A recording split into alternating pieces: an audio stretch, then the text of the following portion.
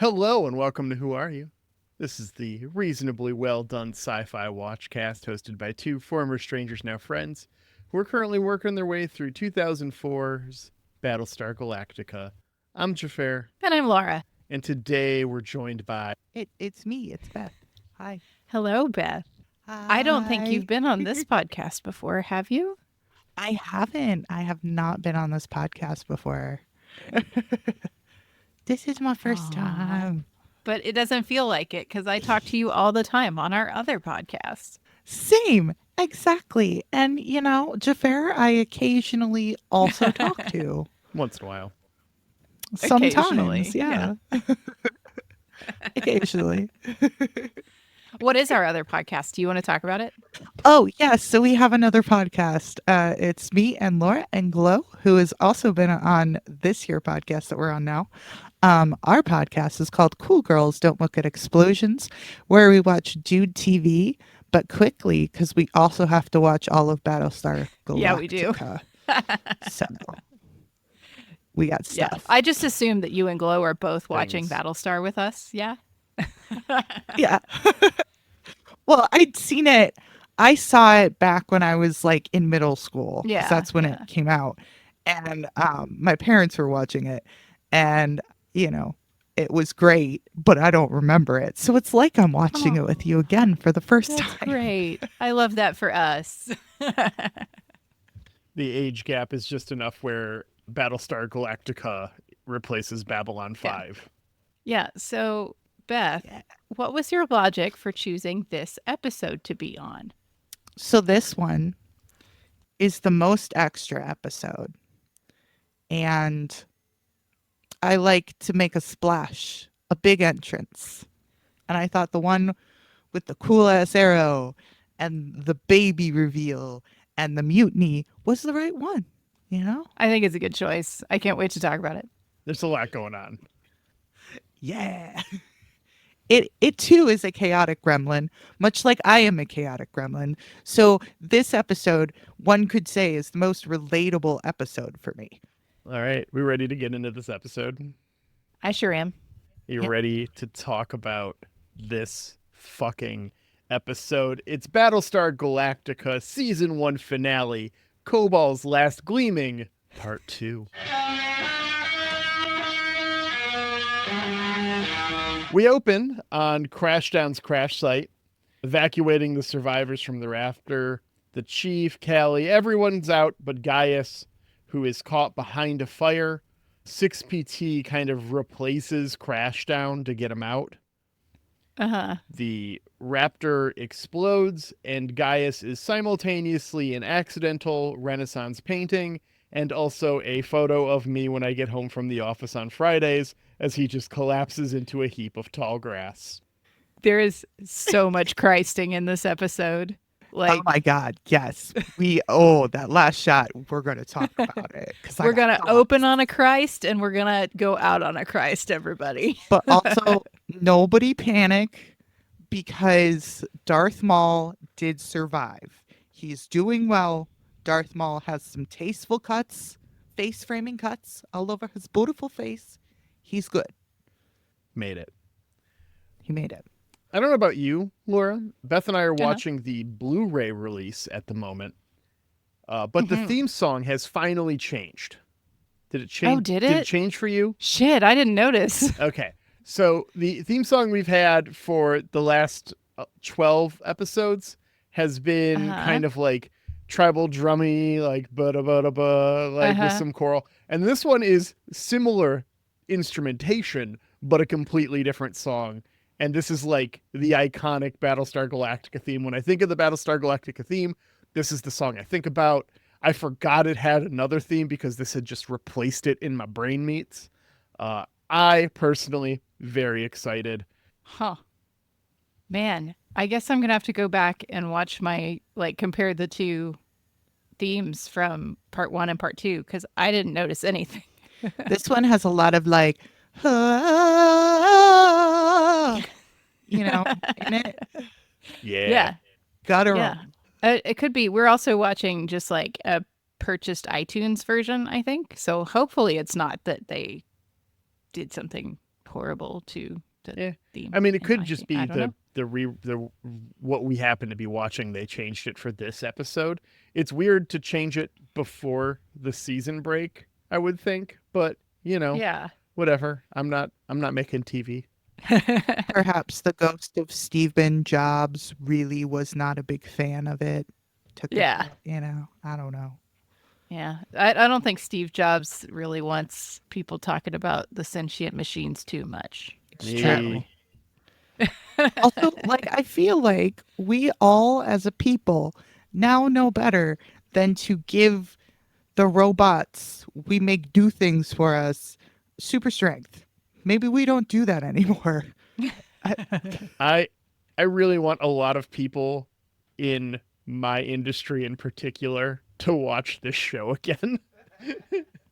Right? Very important for them to do so. Oh, guys, the other day, my statistics professor, you're in statistics. Eventually, machine learning's going to come up, right? Yeah. So he's just kind of talking, and he's a math guy, right? So he's not the most structured person in the world. Sometimes he's just a free form flow of stream of consciousness guy. And he starts talking about how people aren't really thinking about how if, machines replace too many jobs, what's going to happen. And I'm sitting there I just really want to I think people have thought about that if you read enough science fiction. And I believe that he does, but he's thinking of, the people who should be intellectuals making of the the day. decisions. Yeah. Yeah. Every post So I I'm see on LinkedIn that talks about AI coming in and doesn't talk about UBI in the same breath is a fucking travesty. Yeah.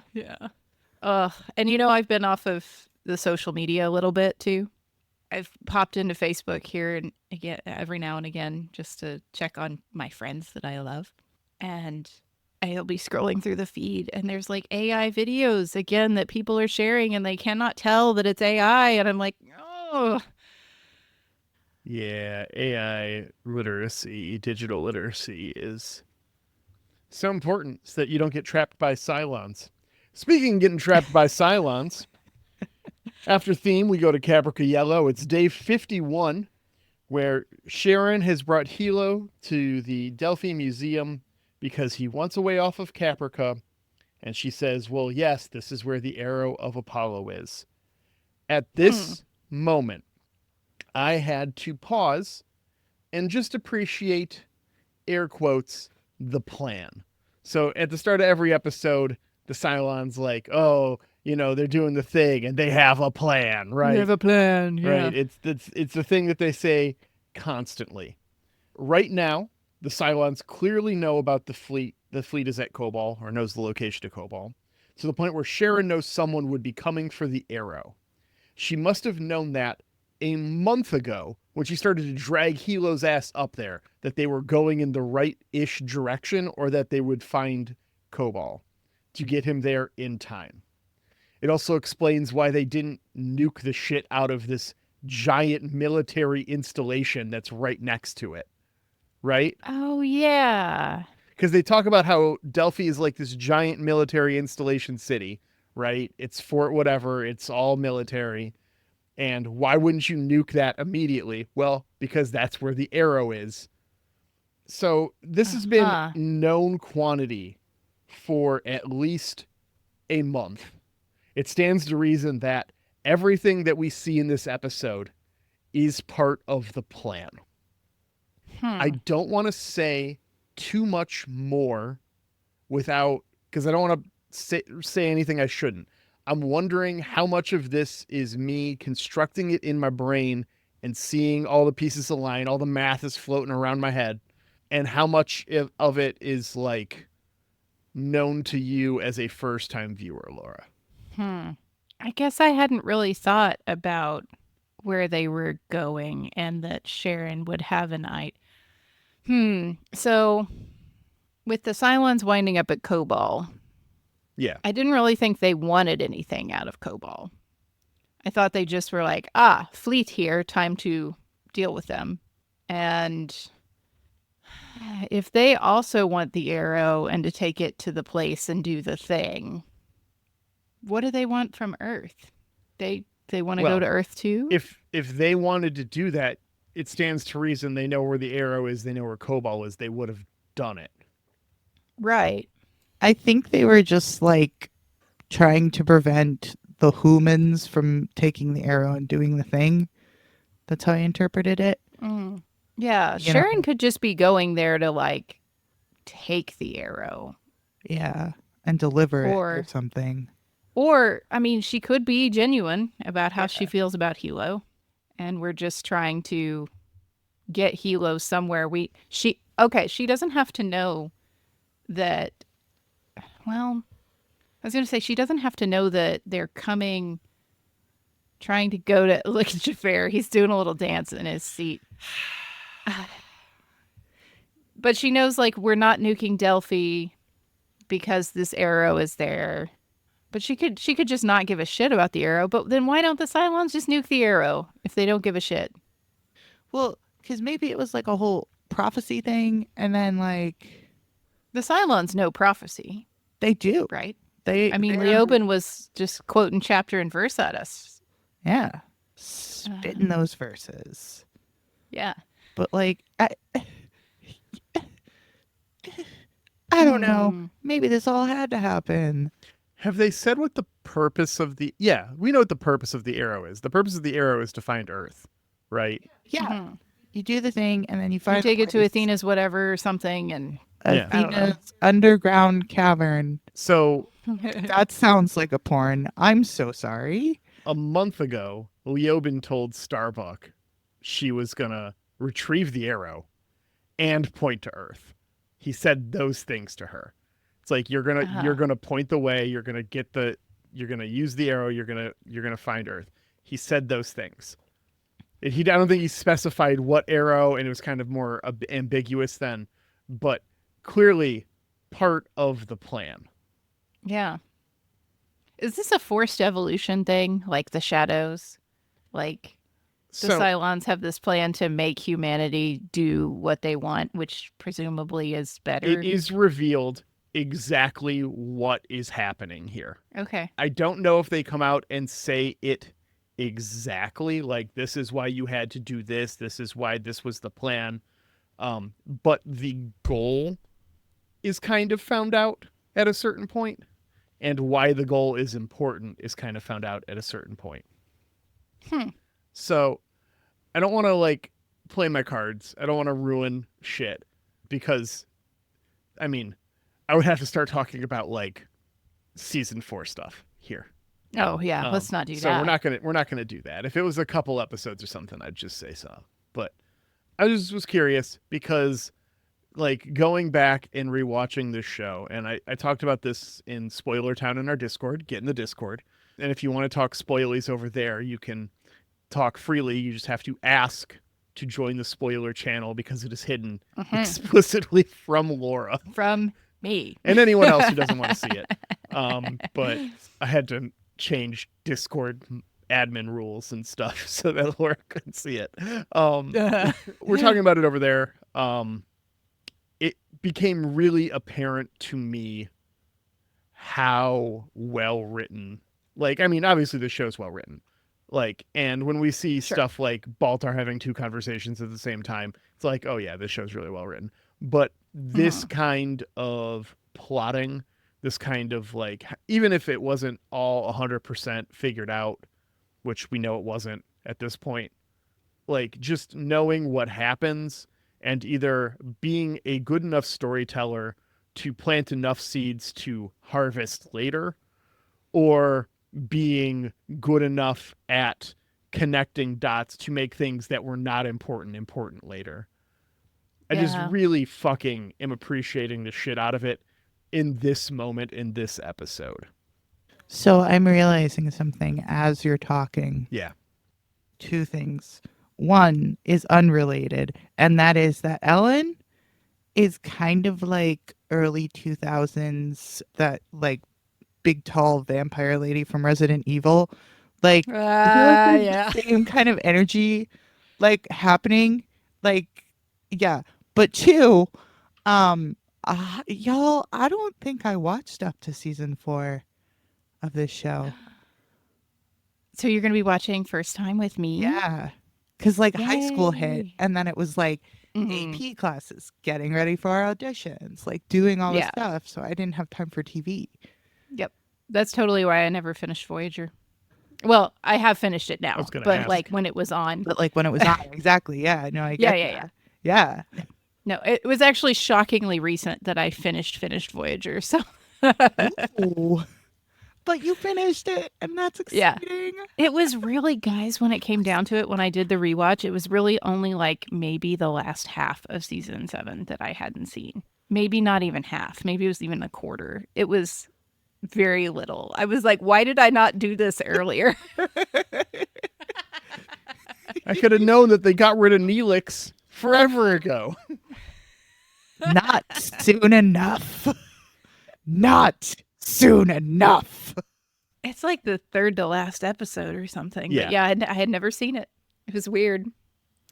All right. We made it to Delphi, and on Galactica, Adama and Ty are discussing Starbuck, and they call Rosalind. Yeah. And she admits to her coercion. I don't know if it's coercion. She didn't lie to her, but strategic reveal of the truth. Yeah. Is also a form of coercion. And she says her obligation to the fleet outweighs her respect for the military, and Adama goes nuts. Yeah, he threatens to terminate her presidency, the whole deal, and just like, we're sending people over. And she's all like, oh, well, that's great news for the the whole fleet, because the whole press corps is here listening to this conversation right now. And he's just like, motherfucker, and slams the phone down. He's so mad. There are not a whole lot of people left, right? Mm-hmm. So like 47-something thousand. Yeah, it's on the board. And like, I don't know, does the press matter that much? Well, I guess they'd matter more because there are fewer people. Yeah. I don't really know how that would work. This is hard to make jokey jokes about. I know. Yeah. For reasons. She said, oh, you're doing a coup. And I got clammy and my chest got tight. I did not enjoy it. Suddenly I saw people with tiki torches on the Capitol steps or something. Yeah. A dude with bison horns. I don't know. So he hangs up. And Adama is just like, the first thing he says is, if she can turn Starbuck against us, she can do anything. And I'm just all like, bro, you are the one who fucked that up. You are the one who lied to her. You are the one who could have just been up front and been honest and been all like, no, we don't know where Earth is. And she would have been real back with you. So the president's asking me to do this thing. I kind of want to fucking do it. Like, and maybe she even convinces him, And like, high key though, like, out of the two of them, Adama should have known better, because Rosalind doesn't know Starbuck that well. Like, Adama has known Starbuck for longer, and in all sorts of high. She's his daughter. I mean, practically. Yeah, exactly. So you're gonna know how somebody you know that well is going to take you lying to them like that. Yup. And like, he did it anyway. So like, this whole thing is on him. Like, be better, bro. Yeah, I did alignments in the last episode. We haven't got to hear that yet. But I had pegged Adama as just like a true neutral. And as this episode is like going on, I'm like, oh no, I don't know anymore. Oh, did I mess that up real bad? Uh-oh. I'm just like, I don't know when we were doing that. It's all like, I don't know what I can fucking say. Well, this certainly doesn't seem super lawful, so I feel good about that.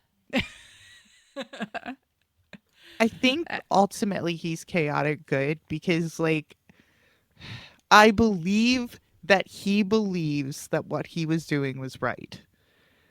And he still believes that getting rid of the president is the correct thing to do for the people.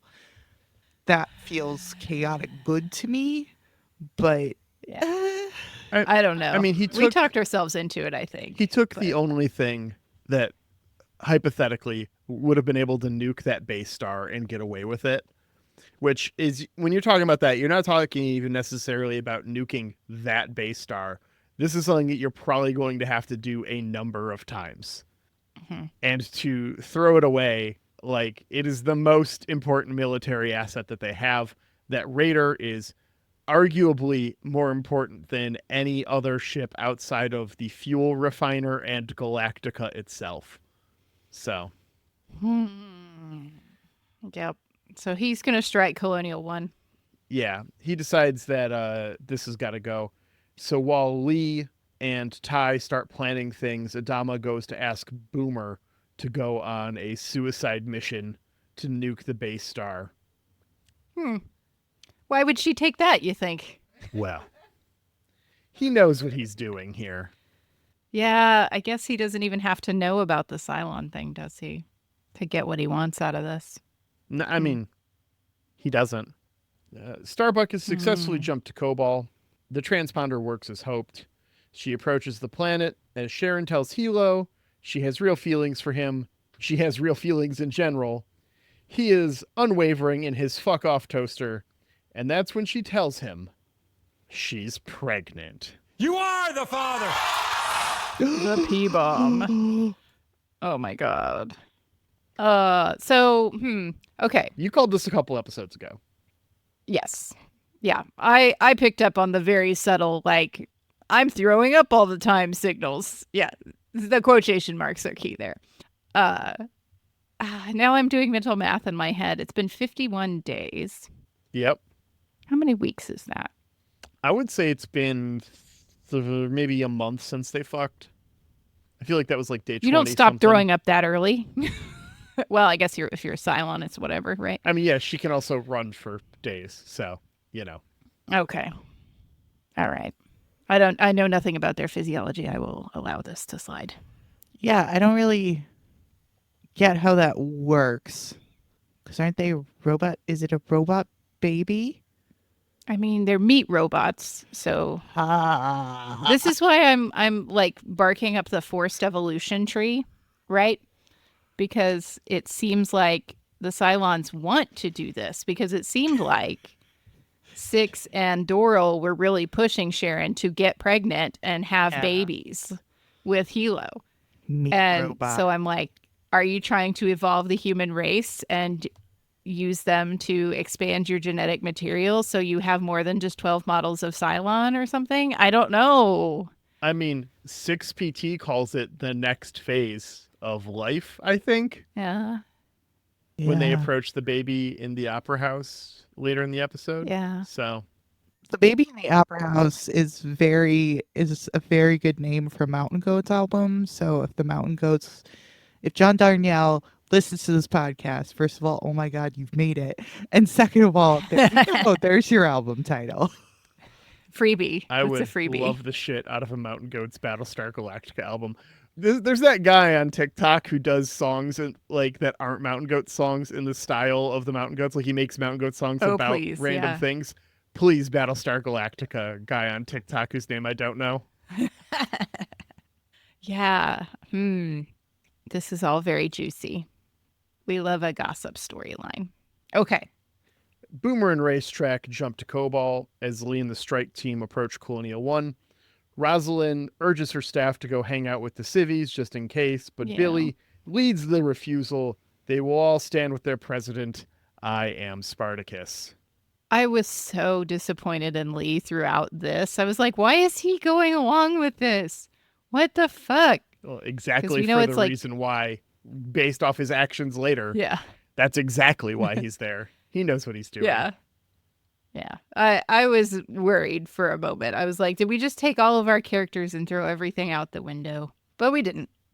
So Starbuck arrives at the Delphi Museum. Mm-hmm. She takes her anti-radiation meds, just a quick... her rat away. You know. She begins to search for the arrow as Boomer and Racetrack find out rather dramatically that their transponder works as well. Yeah.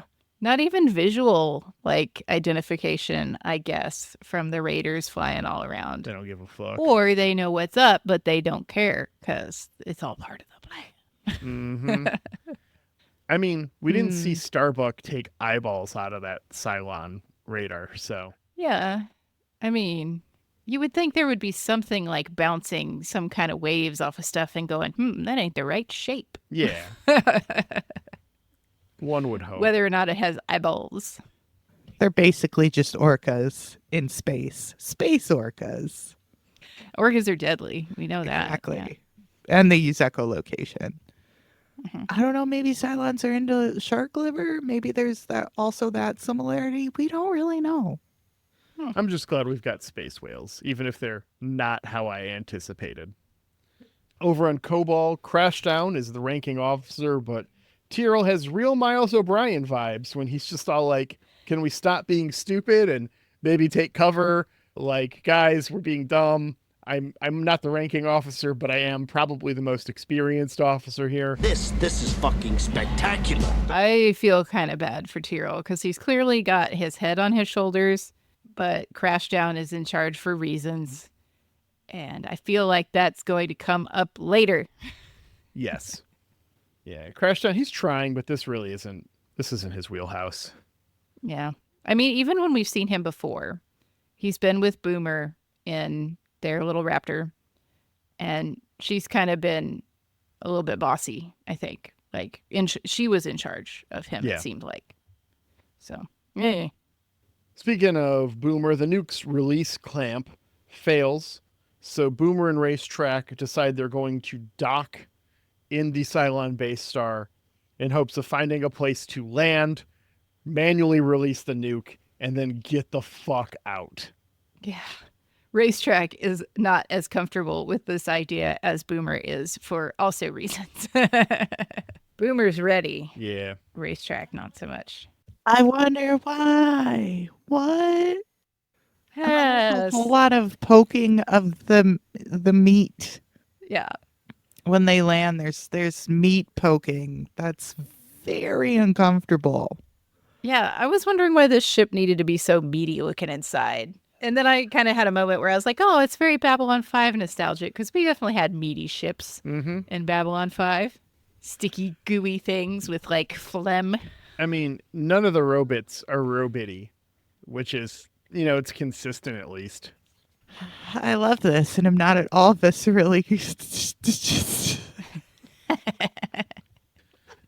Well, speaking of things that don't viscerally freak me out, Gaius is hallucinating 6PT again on Kobol's surface. Mm-hmm. But she's got a different dress. It's very cute paneling happening. She's doing white now, yes. There's a fashion moment we're experiencing. I like the organic with the inorganic fabric. I wonder why that was the costuming choice for this scene and possibly a later reveal in the episode. Yeah, she asks him in this scene to save her life too.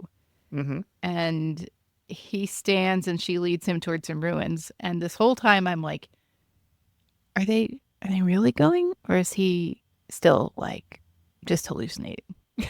And the I don't think that's ever clear. Yeah. Right. And then there's also the weird color grading that's happening the entire time. Like, it's so distractingly weird. It's like the whole planet is radioactive, which, but like, it seems to indicate imagination rather than actual reality. Exactly. At this point. Exactly. Yeah. Okay, so on Colonial 1, the president's staff is loading their weapons while our priestess is praying. Billy and Dee play telephone for Adama and Rosalind. That's fun, so seeing sad. them like trying to be all like, I want to say be safe, but also like my boss is right here. Uh-huh. And they were like saying the official things, but then they're going, God, this isn't really happening, is it? Like, what the fuck? Same. Done a lot of that the last 2 months. Yeah. Yeah. Yeah. It's very cute and sad and well written. So good job. Yeah. Ronald D. Like, truly, this show, in this particular episode specifically, there were parts that just felt like Sci-Fi West Wingy almost, and this was one of them. Yeah, for real.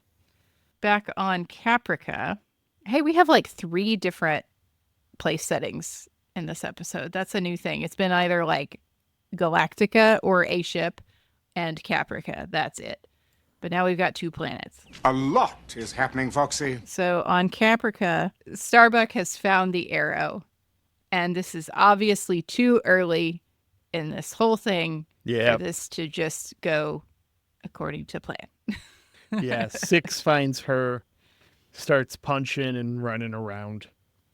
We cut over to Boomer and Racetrack flying around those very organic insides of the base star. Boomer gets out of the ship to take the payload off the rack and arm it. And this is when Bear McCreary fucking earns his paycheck. The music in this montage is so fucking good. Yeah. You also have a big old crush on Bear McCreary. I do. He's so talented. Me too. I've been listening to the season 1 Battlestar Galactica soundtrack as like study music, but I've been very careful not to look at the titles of things just in case. Yeah. You know, I feel like there could be like major spoiler as a title on the soundtrack. It could happen. Yeah, like blank revealed as Cylon is like a track title, and you're just like, fuck. This character's death. You know, just like And I didn't go into the later seasons out of also that same fear. Good call. Yeah, so we cut between 6 and Starbuck. Marines moving in on Colonial 1. They make their way, and there's a standoff between some Marines and Secret Service. Rosalind is just staring Lee down this whole time she's talking. And this is when Boomer starts to wander off to a room of weirdly naked Sharons. I don't even think she wanders off, right? She's just like walking around her ship very close by, and they all like come in to see her. Racetrack like watches her walk away for a minute. It's like, where are you going? Like she comments on it. Yeah. And then, so that's when all the Sharons show up. And then in a couple of scenes, we see Boomer surrounded by the naked Sharons next to the Raptor. And I'm like, where the fuck is the window Racetrack was just looking out of? Yeah. I feel like it's like the window clearly has blind spots, right? Yeah. And so she walks not that far, but out of the peripheral that you can see through that window. There's the front window and a side window. Yeah. She's just right next to the ship the whole time, and all these naked Sharons are just out of Racetrack's view. I'm like, but why are they naked? It makes no sense. It makes no sense for them to be naked. What the fuck? Male gaze. Yeah. That is a super weird spot to put the male gaze, like even for the male gaze. It's not enough just to have robots in your show. You have to have sexy naked robots. lady robots. Yeah. In an uncomfortably long sex scene that's really close up on everybody's bodies, just swishing together, doing the sex. The writer's room is like, so glowing red spines while fucking? Yeah. So room of naked Sharons? Let's fucking do it. Just like they are like a 90s energy drink ad of energy about this stuff. In fact, they all shotgun a power thirst before writing this scene. Fun fact. Was this one of those times that they were like just doing coke in the writer's room? I don't know. Oh, well. For sure. This was the early 2000s.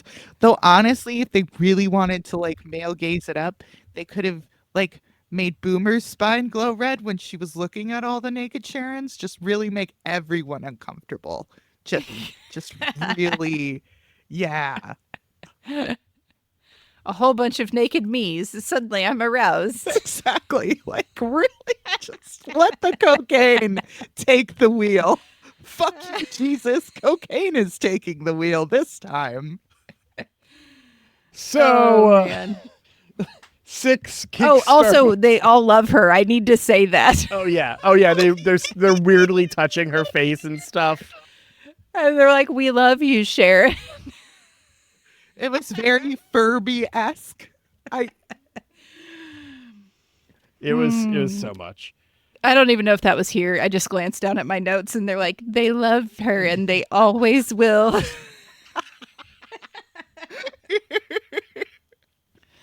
Oh, anyway. Okay, Xhafer, take us back. Take us back to the episode. Six kicks Starbuck's ass as Hilo rolls in, but Starbuck turns Six into a fall pad just in time for Hilo to see it. Over on Caprica 1, Lee has had enough. Says, we aren't doing this. Ty insists, so Lee pulls his gun on the XO. And that's when Rosalind surrenders to avoid bloodshed and orders everyone to put their guns down. No guns, no bloodshed. I will go. What the fuck are they doing? This is like a commercial liner. You see space from the window surrounding them. This is the worst place to bring a gun or fire a gun in the fleet. It is a tiny metal tube. This is so fucking stupid. Because they took down all the stop, warning, no gun in tube signs. It's got a frowny face kitten next to it. It's a cartoon kitten. It looks really sad. Yeah. But if no guns are allowed in tube, and I'm the person who brings the gun in tube, am I the strongest person in tube?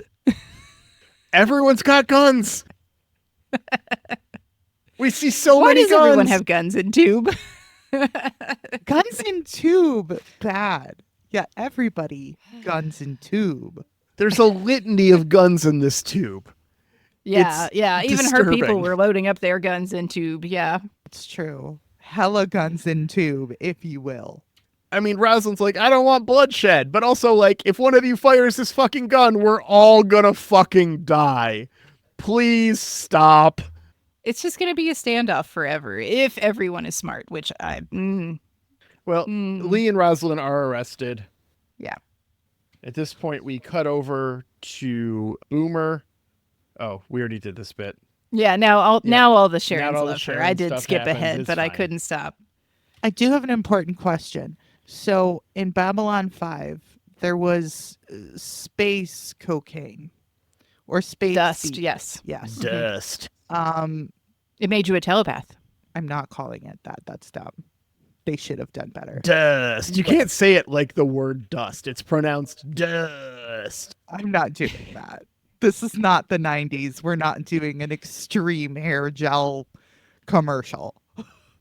But is there space speed / cocaine in Battlestar Galactica? Because if so, there definitely shouldn't be guns in tube. Yeah, they've got stims that they give the pilots in 33 to keep them awake for the rotations. So there's definitely space speed. Maybe it's space cocaine. Okay. Yeah. I wonder if that will come up later. It feels like it should, but it may not. Who knows? Yeah, we need our walkabout episode, but before we get there, someone's got to get addicted to stims. Okay, who's going on walkabout? Who is going to have to do a walkabout? If I had to pick a character, Lee. It seems I was gonna say Lee. It yeah. seems the most appropriational, which is really what I'm looking for when a sci-fi series does this. So, I mean, Lee does have the most baby girl energy out of all the characters, because part of being baby girl is you are concerned about them all the time, and I am genuinely concerned about Lee all the time. So that makes sense. I bet we'll have different answers throughout the show. That'll be fun sure. too. Just periodically, we're like, okay, who's going on walkabout? Next time Yum Yum's on, we got to be all like, who's going on walkabout? I want your distinctly Australian opinion on this. The most qualified opinion. 100%. Hilo gets Starbuck up here, and she sees Sharon, puts 2 and 2 together immediately, and just opens fire. Yeah, Starbuck's got a little bit more context than poor Hilo did. Yeah. And he's all like, no, you can't kill her. She's pregnant. And Starbuck has this like look of confusion, turned to like mortified, turned to rage, turned to weeping. Yeah. And like, honestly, give Katie Sackhoff a fucking Emmy already. I know this show came out several years ago. We don't have to go into how many years. But give her the Emmy now. Fuck it. Stop it, Xhafer. Stop that. That was so inappropriate and so rude. I did the math with my hands, listener. I know it's an audio format, so we lose that sometimes. We were so obsessed with how much the Sharons love each other on the ship that we glossed totally right over the fact that as they're leaving, Boomer is leaving and doing her thing. One of the Sharons comes up and like caresses the nuclear bomb and sees that, probably can't stop this. And then the whole base star explodes. But the way she like touches the bomb is also hysterical to me. For sure. It's just so fucking weird. All the Cylons are like, when they're in their most Cylon, it feels like they're hypersexualized. Yeah. And that bomb was pretty phallically shaped, man. Like most bombs, yes. Like most bombs. Good news! It's a suppository. So we get Gaius, we see this great landscape, and then we go over to he finds himself mentally transported to the opera house on Kobol. And if you're like, hey, this place kind of looks familiar, that's because this is the Orpheum Theater in Vancouver, and it's in like a billion things. I love that for them. I mean, this was one of the first shows that was really when like the Vancouver film scene was like exploding. This was one of the big shows that was taking advantage of it. But before that, Highlander, the series, was filmed in Vancouver in the 90s. So that has a scene here. Fringe was filmed in Vancouver. That has a scene here. Wow. And there's a bunch of stuff. It's fun. It's a very iconic place, the Orpheum Theater. I really want to go see something there at some point, just for nostalgia and nerd stuff. But our characters approach, and in the center of the stage, a crib, a baby girl. What? She's just like, hello, welcome to Opera House is baby. Yeah. A new member of our family. You and me, guys. Baby. A new member of our family. Okay. I really want that to be explained in the next episode, but I bet it's not. It's totally not. I haven't even watched it. Don't fucking worry about it. I can tell you that you've got a while on that one. I was going to say, this feels like one of those, it's going to be a minute, isn't it? I need to know. This is planting a seed for significantly later. It is so hard not to Google stuff after the show sometimes, you guys. I Google stuff all the fucking time to remember stuff. So yeah, I understand. Sometimes I just feel like I needed to explain it to me, but it's like, no, this is probably what the writers intended for you to not understand. And you do get to watch it faster than the whole universe did when it came out. So you should just chill. But it's hard. The audience appreciates your strength. Thank you. Thank you, listeners. I am also experiencing the clenched butthole timeline of things because I didn't want you to have to clench on your own. So I, too, am resisting the urge to Google stuff, even stuff I have an inkling of remembering. I'm not Googling. I will clench my butthole along with you. Wonderful. We are in butthole harmony.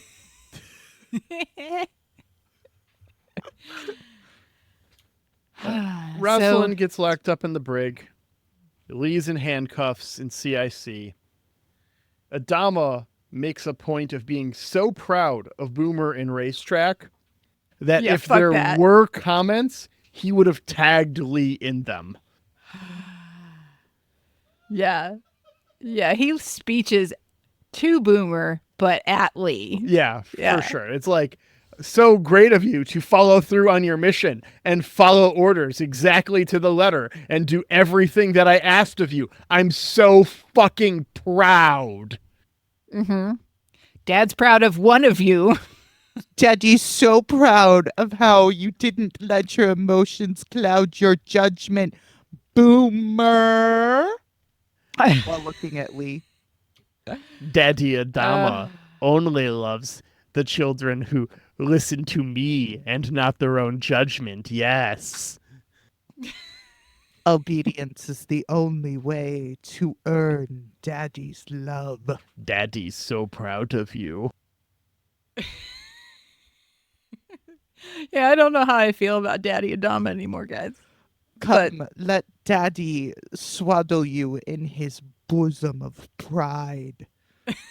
Only Daddy's pride bosom for his good kids. Well, I'm going to go ahead and take a second here, Aaron, to nominate Daddy's Pride Bosom.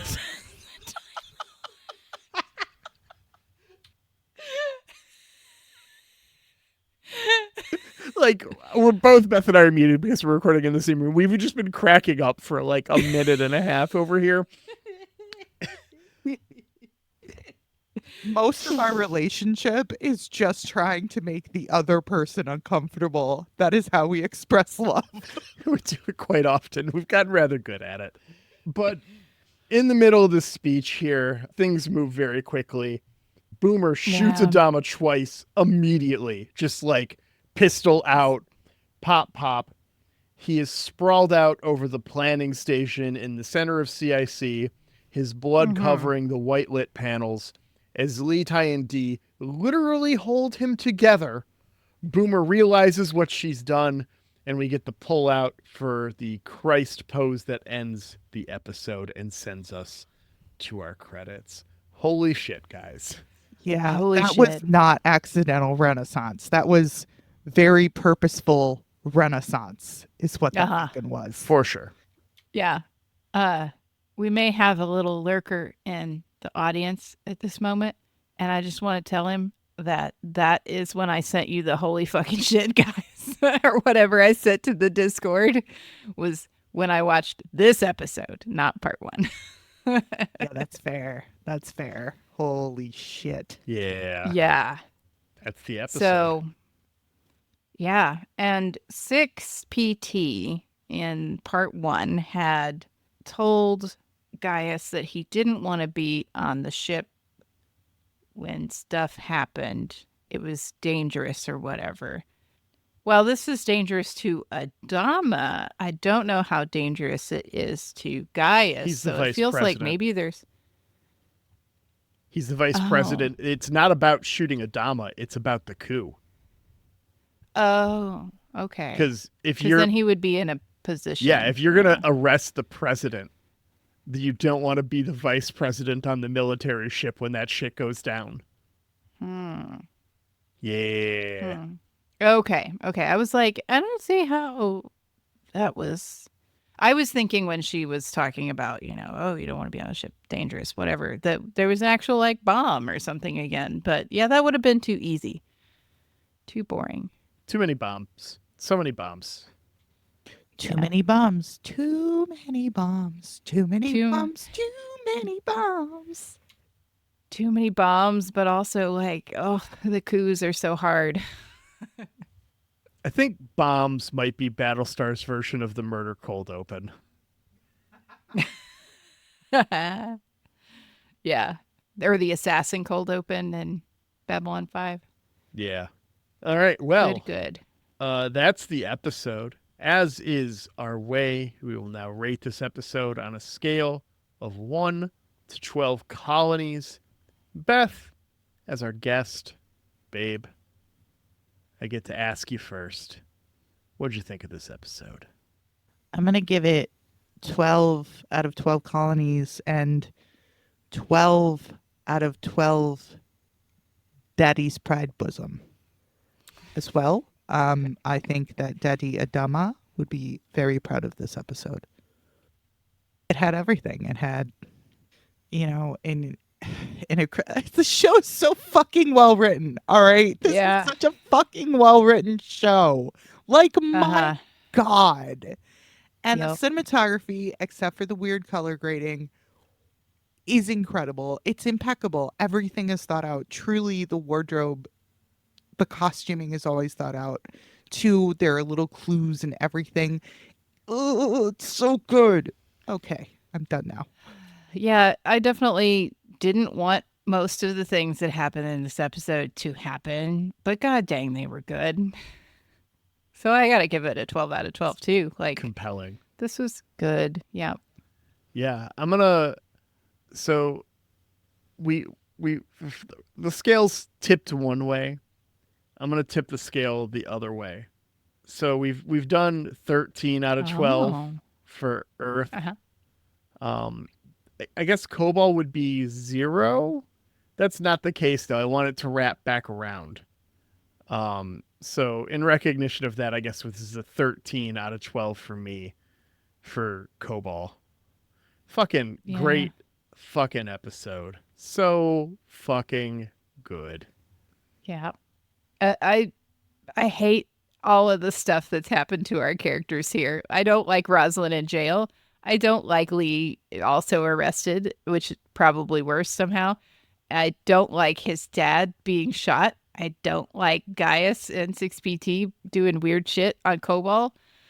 I don't want that for them. I want better things for these people, and they're not getting it. I'm so sad, but also very compelled, and I can't wait till the next episode. So with all of that said, next week we're not back. We have to do a thing. Yeah, we've got a season break. We're gonna have a couple we weeks do. off, as is our way. It will not be the length of time between seasons 1 and 2 of Battlestar Galactica. It will just be a couple of weeks. But we like to take a couple of weeks off. If you're new to the podcast, you weren't here for our Babylon 5 coverage, every season we take a couple weeks off, a little rest, a little recharge for us, lets us build up a little bit of runway, so that way, we can do things like fuck off to Malta for a couple of weeks without having to worry about recording podcast. It's just the way we do things around here on Who Are You? So we'll be doing that. We'll be off for a couple of weeks. We'll be back April 16th for season 2, episode 1, Scattered. Ben is going to be joining us from last time on. Excellent. Looking forward to that. Ben, classic podcast guest here on Who Are You? With Adama out of action, Colonel Ty takes his position as the commander of the Galactica. Boomer is in jail, and the cat is out of the bag. She's a Cylon.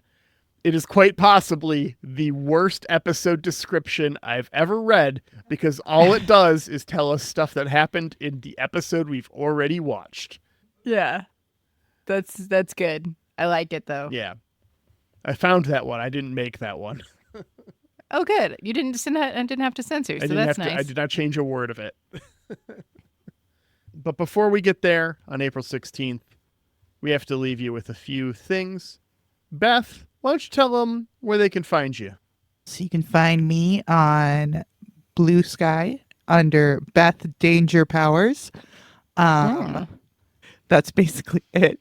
You can also listen to my podcast with Laura and Glow. It called Cool Girls Don't Look at Explosions. We are also available in the Discord of this here network, What Happened Here Productions. And we have an email address, coolgirlsgoboom@gmail.com. I don't know how much unhinged laughing at Daddy Adama will stay in this episode, but if you like unhinged laughing at silly things, Cool Girls is going to be your place. Yep. We talk about penises and misogyny. I love your guys' podcast. It's hilarious. Every time I listen, I am laughing. I listened to the most recent episode of our recording that aired was the Stringfellow Dong one, which just completely deteriorated at one point into hysteria. It was fucking hilarious. I had it on the car ride home, and that was like, I'm fine. I didn't get in an accident, but I should not have been driving while listening to that podcast. That's how funny that podcast is. So go check it out. Yeah.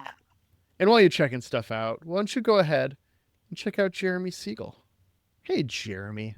jeremysiegel42.bandcamp.com.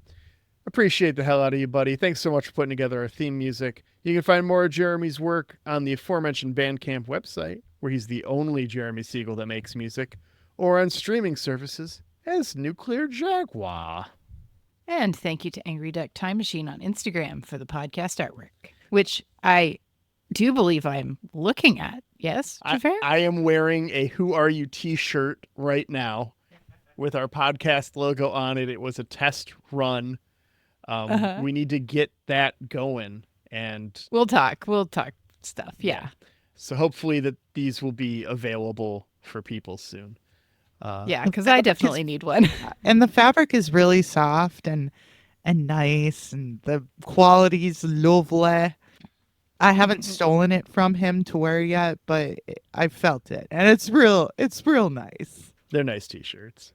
I wanted to make sure before we literally put our names and faces on something that it was high quality. Yeah. So had to do a test. Minimum standard, yeah. right?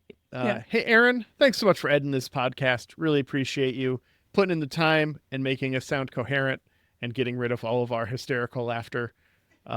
Thanks so much. Maybe not all. Maybe some. Maybe a little. I wouldn't know how much he gets rid of, to be perfectly honest.